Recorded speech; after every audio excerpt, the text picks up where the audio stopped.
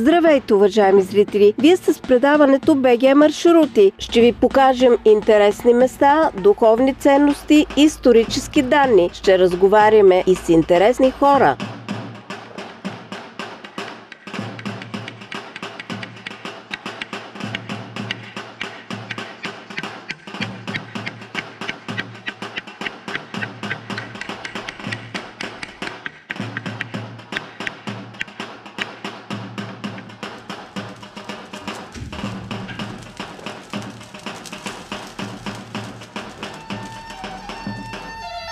Здравейте, аз съм кмет на община Асеновград, казвам се Христо Грудев.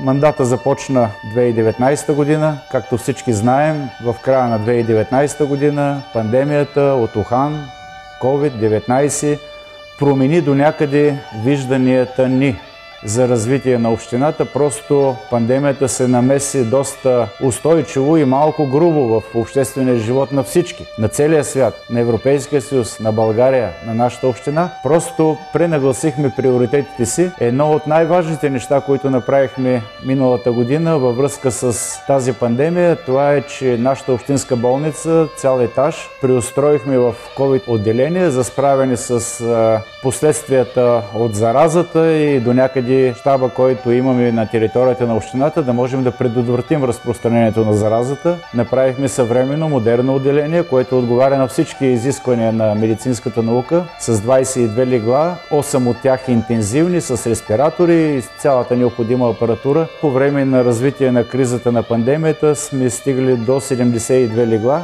За втората половина на миналата година, 2020, през отделението са минали 550 човека. За първата половина на тази година до 4 август са минали 761 човека през тези COVID отделения. Не сме имали проблеми с персонала, оплаквания, недоволство. Постарали сме се общината да им осигурим всичко необходимо. Между другото, нашата общинска болница е една от малкото общински болници в България, която е на самоиздръжка. Естествено, винаги е на вниманието на нашата община. Грижим се за нея. Общинския съвет взе решение за изграждане на това отделение. То бе изградено с средства финансови на общината, но направихме набирателна сметка. Останах приятно изненадан, че за горе-долу около 72 часа набрахме над 300 000 лева. Това са доброволни дарения на наши съграждани. Това беше едно огромно доверие.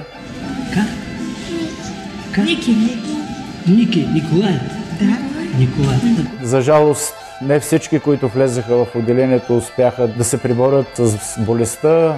Знаем, че ни предстои проблем с така наречения делта вариант, който казват учените епидемиолози, че е доста по-заразно. Готвим се, болницата ни е оборудвана с всичко необходимо това нещо да помогне за предотвратяване и оказване помощ на хората, които са се разболели. Правим инициативи за да предизвикаме желание от нашите съграждани да се вакцинират, тъй като на този етап това е основното средство за предотвратяване разпространението на пандемията, докато се открие лекарство, медикамент, специфично лечение, което да предотвратява разпространението на този тип вирус корона. С личен пример и с различни мероприятия смятам, че желанието нашите съграждани постепенно ще се засили, предвид и обстановката, която се създава в страната ни, в Европа, в целия свят. За миналата година основно беше справяне и предотвратяване разпространението на COVID-кризата. Независимо от това, ние не се отказахме от нашите задачи и цели, които си бяхме поставили, основно развитие на инфраструктурата.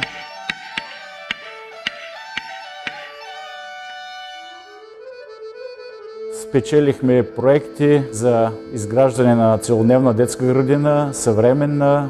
Стойността на този проект и строителство е 3 милиона лева. Започна изграждането на физкултурен салон в училището в село Тополово. В момента изграждаме физкултурен салон в квартала на Асеновград Долни Воден. Предстои започване строителство на 2 спортни зали в училище Петко Каравелов и в училище Ангел Кънчев. Инфраструктурата, особено пътното строителство, пътя от Пловдив за Асеновград, аз смятам, че това е най-хубавия път на територията на България. 10-лентов път с осветления, с локали, просто приятно е да пътува човек. Броя на пътно-транспортните происшествия с летален край почти са изключени, нямаме за момента. Имаме 5 но с леки щети, основно материални. Ако кажем, че примерно условно това е Асеновград, подхода от към Пловдив е завършен. В момента изграждаме пътя, рехабилитираме пътя от Асеновград посока Кърджали до края на Пловдивска област, което е и края на община Асеновград. Преди 2 дни започна рехабилитацията на пътя от Асеновград посока Първомай и от Асеновград посока Садово. Миналия мандат приключихме рехабилитацията на пътя от Асеновград посока Чепелари. Това е посоката от там нататък за Пампорово. Така че смея да твърда, че инфраструктурно по отношение пътна инфраструктура Асеновград и околностите са така в добро състояние. Двата пътя основно са направени, другите 2 се рехабилитират в момента. С собствени средства от общинския бюджет се стараем поне 3 големи улици в града всяка година да бъдат рехабилитирани с подмяна на водопровод, сградни отклонения, асфалтирани, бордюри, тротуари. Пътната мрежа в самия град Асеновград ще бъде рехабилитирана. Правим подобни неща и по населените места в община Асеновград. Нашата община е с територия около 625 квадратни километра, като пътя за Кърджали почти разполовява територията на община Асеновград. Едната част е планинска, другата част е в полето. Имаме проблеми с снегопочистването, в смисъл по-трудно ни е в планинската част, но имаме сериозни изпълнители, на които сме възложили снегопочистването, които се справят добре. Нямаме откъснати села, поне до сега не сме имали, махали, населени места горе в планинската част, но слава Богу не сме имали голям сняг, нали, което природата, ако реши да стовари така дебела, сериозна снежна покривка, естествено ще ни затрудни, но ще положим необходимите усилия да се справим. Миналия мандат направихме депо за твърди битови отпадъци, което бе финансирано от държавния бюджет.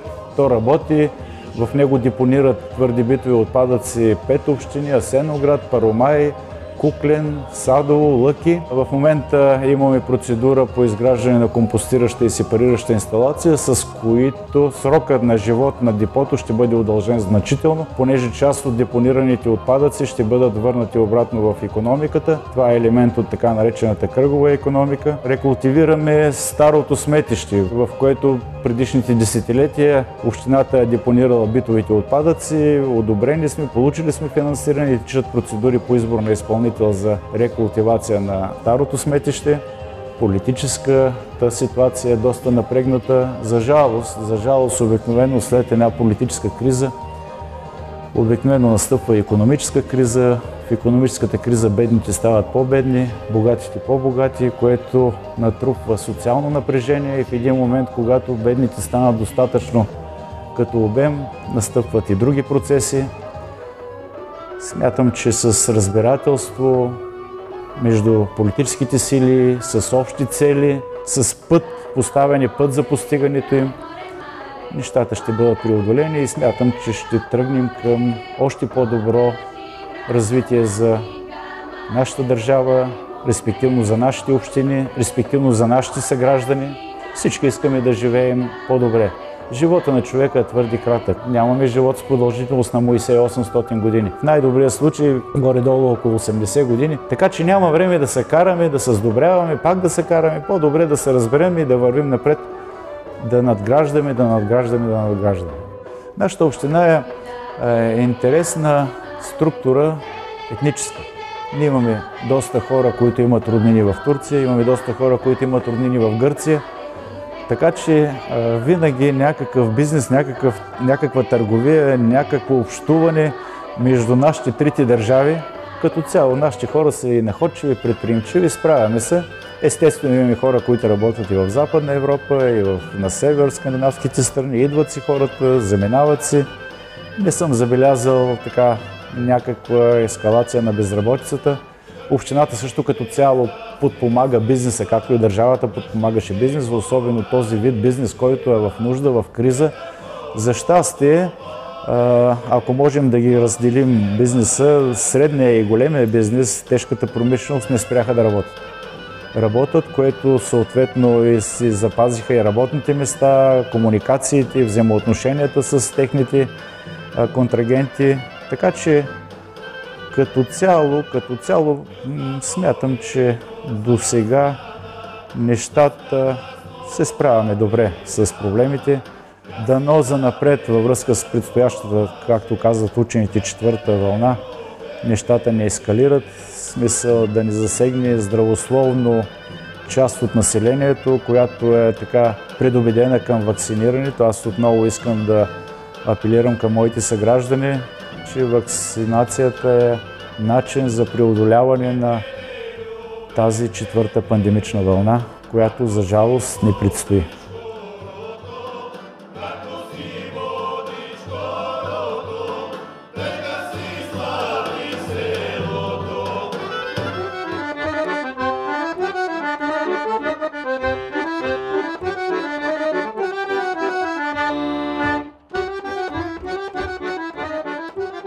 Имаме много църкви, които са с над 100-летна история.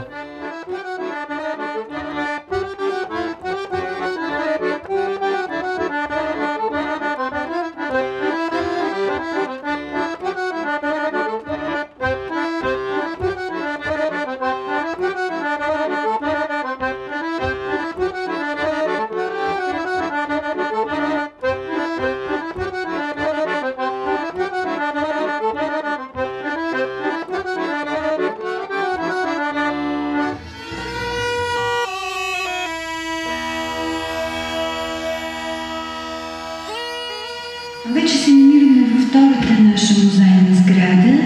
Това е старинното училище Свети Георги и тук се помещава експозиция, посветена на историята на просветното дело и културите в града от края на 19 до средата на 20 век. Сградата е много впечатляваща, красива. Тя е строена специално за училище в годините около Руско-турската война и разполага на втория етаж с 4 големи училищни стаи, а на долния етаж след последната трансформация са разположени 2 хубави изложбени зали. В една от училищните стаи сме направили възстановка на училищна стая от епохата 230-те години на 20 век, където децата могат да се занимават спокойно, да пишат с калемчена дъщица, с продръжка и мастило, хартия, да смятат с металата от преди 100 години и защо да се потопят в тази училищна атмосфера. Колко възпитателно и патриотично са били украсени в тетрадките и как още от малки възпитават децата в едни други ценности. Концепцията на училището Свети Георги на музейната експозиция е музей-форум, т.е. тук нищо не е забранено за пипане, за пробване, като писане, като четене и така нататък. И действително това е един интересен акцент в нашата музейна структура. В тази посока ние в една от залите сме разположили и възстановка на книжарницата Ганди. Димитър Андреев Ганди е емблематична фигура в нашия град. През целия си съзнателен живот той се занимава с разпространение на книгата и няма семейство в Асеновград, до което негова книга или купена от него книга или училищно или канцеларско пособие да ни напомня за неговата изключително удовлетворена личност. Голяма част от материалите, с които разполагаме в училищната стая, видяхте моливчета, гумички, мастилнички и прочее, са благодарение дарението, което той направи още при живот. Формулата музей форум, тук работят непрекъснато, занимават се непрекъснато деца. В една от залите сме обособили работно място на детската музейна музикална школа, която работи тук под ръководството на Веси Пашалиева и се радва на много голям успех и награди в нашия град и в страната. Имам удоволствието да представя една от изложбите, която в момента се намира в училището Свети Георги. Тя е дело на колегите от отдел етнография и нова история и посветена на децата през 20 век. Посрещна се с изключително голям интерес и от малки и от големи, защото концепцията на колегите беше да се представи мястото, в което детето е живяло през 20 век, в училище, в улицата, от дома, местата за игра, местата за обучение, по някакъв начин да се реконструира това позабравено детство и да се сравни с детството, което сегашните деца имат.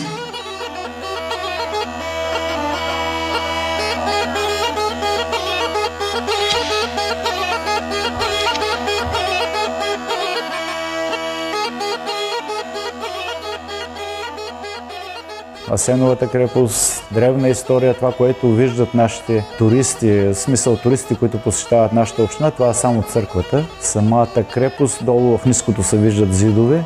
През миналия мандат успяхме да печелим европейско финансиране, близо 3 милиона и половина, с които рехабилитирахме, изградихме художествено осветление. Особено вечерта, даже препоръчвам на гостите на Асеновград да останат до тъмната част на денонощието, да погледнат когато светне художественото осветление, наистина крепостта е много красива и така навява спомени какво било. Въобще красиво е. Тук на територията на нашата община се намира и единствения полски манастир. Полски смисъл, че е разположен в поле, това е така наречения Араповски манастир. Той се намира на около 15 км от Асеновград. Интересно място. Обикновено манастирите са строени в планинско-гористи местности с цел предпазване от разбойници, хора, които искат да ги ограбят. Но този манастир бил под крилото на Ангел войвода, местен войвода. Даже има и кулон Ангел войвода в манастира, който го е закрилял така от разбойници и хора, които искат да го ограбят.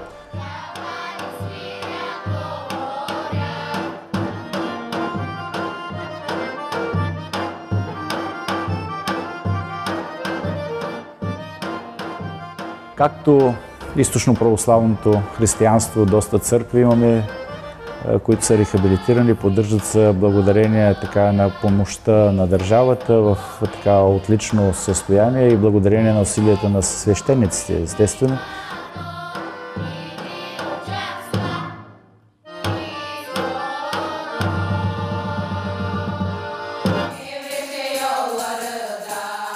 Имаме и джамии, имаме и католически храмове, така че и винаги сме живели мирно, спокойно, в разбирателство. По тези въпроси спорове и неразбирателство не е имало. Затова ни казват и Малки Йерусалим, понеже така всякакви различни етноси имаме, различни религии, но винаги сме живели в мир и разбирателство и това е така един хубав пример за населените места, за градовете, за държавите в света, че има начин, има и форма на разбирателство да живеем спокойно и в мир. Имаме много социални услуги, които предоставяме на нашите съграждани.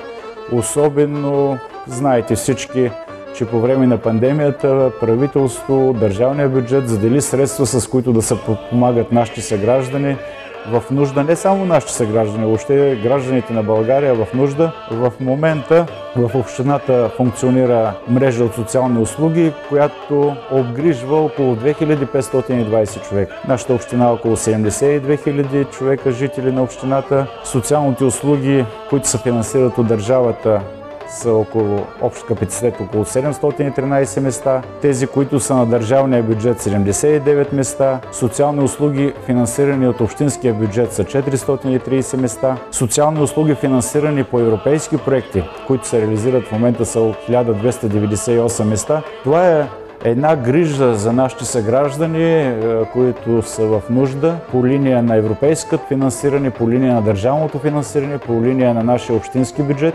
Каквото е необходимо, полагаме и други усилия, чисто организационни, с доброволци, които да помагат на нашите съграждани, които са в нужда, които живеят сами, които са трудно подвижни. Въобще стараем се. Тази пандемия показа и добрата страна на хората. Просто съм приятно изненадан от хора, които, понеже аз съм си жител, живея си в Асеновград, познавам много хора и те ме познават. Имах едно мнение за някои от хора и когато ги видях сега активно включени и са причастни да окажат помощ на техните близки, приятели, съседи, роднини, просто съм приятно изненадан. Един добър пример за всички.